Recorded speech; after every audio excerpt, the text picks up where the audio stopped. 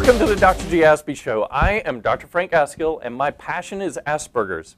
I love the spectrum, and while I don't want to ignore the difficulties, I do want to celebrate the strengths of the super-connected mind. So why do I do this show? Overall, it is my hope that this show and my practice can educate and provide a few tips to families and Aspies alike, and that we can have some fun along the way.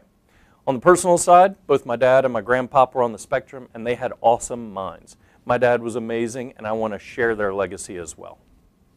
I do have families come to my office all the time, every week, asking for me to go in and do trainings for teachers or pediatricians, school systems, even churches and family members.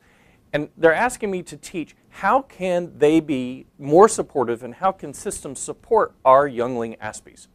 I am kind of frustrated, which is sort of what this show has to do with, that more pediatricians and more teachers and more school systems do not understand what it means to be on the spectrum, and they tend to stereotype it. So I want to provide some more information to you today. These guys are the best kind of different, which is a phrase coined by Shonda Schilling in her book by the same name. Highly recommend that book. There are two things I'd like to share with you today. Number one, Asperger's is awesome. I'm going to keep saying it. And number two, it doesn't always feel awesome to be an Aspie, and we're going to talk a little bit about why that is. First, Asperger's is awesome.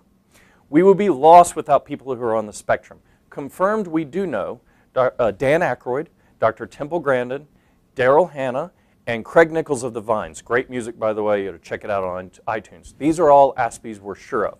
But I suspect that in the past, in history, and also currently, there are other famous Aspies, and we'd be lost without them. They can include Charles Darwin, Beethoven, Mozart, Sir Isaac Newton, I think Andy Warhol. Many of these minds, including currently, possibly Mark Zuckerberg and Bill Gates.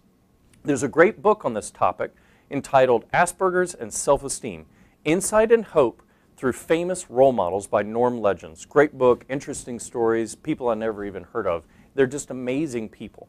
Without our super Aspies, we would not have, I don't think, rockets, computers, the Declaration of Independence, or even the University of Virginia, founded by Thomas Jefferson.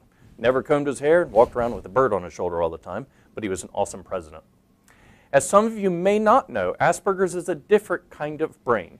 And while all Aspies are different, if you met one Aspie, you've met one Aspie, there are some traits that are similar. Number one, high average to even higher average, superior intelligence. Two, a particular special interest or obsession. And three, difficulty processing social information. 80% of the information that we get in the world is nonverbal. If you're missing 80% of the communication or even half the communication, you're going to struggle. The DSM-4 has very specific criteria, but I like to use a more practical guide, and I call them kind of the Dr. G's criteria. First, Aspies do tend to be interpersonally unusual. They may have awkward eye contact, either too much or too little. They can be blunt in their statements and conversations. They can be black and white in their thinking and very justice-oriented. Second, most Aspies tend to be overly focused on one subject. I call this freight train brain. You know, you're moving down the tracks and it's hard to shift from one track to another. I know one such young man who has been through my life, and his special interest was fish. He knew everything about fish. Fishing, going to the lake, reading books about fish. He knew everything. He tied fishing lures and decorated the walls in his room with fish. And what's his favorite movie? Jaws. It's fantastic. Some Aspies can also have odd speech patterns. Their prosody can be a little bit unusual. So if I were to say the word Mississippi, it might come across as Mississippi. There's sort of a hiccup in the way that words can be used. And I've also had some unusual accents. I have one client who has a slightly British accent, even though his family is from the deep south. One of the most difficult aspects of the Aspie mind is misreading social cues, knowing what to say, when to say it, understanding another person's thoughts and feelings just by observing them. This is called other-mindedness, and it can be a real difficult feature of being an Aspie.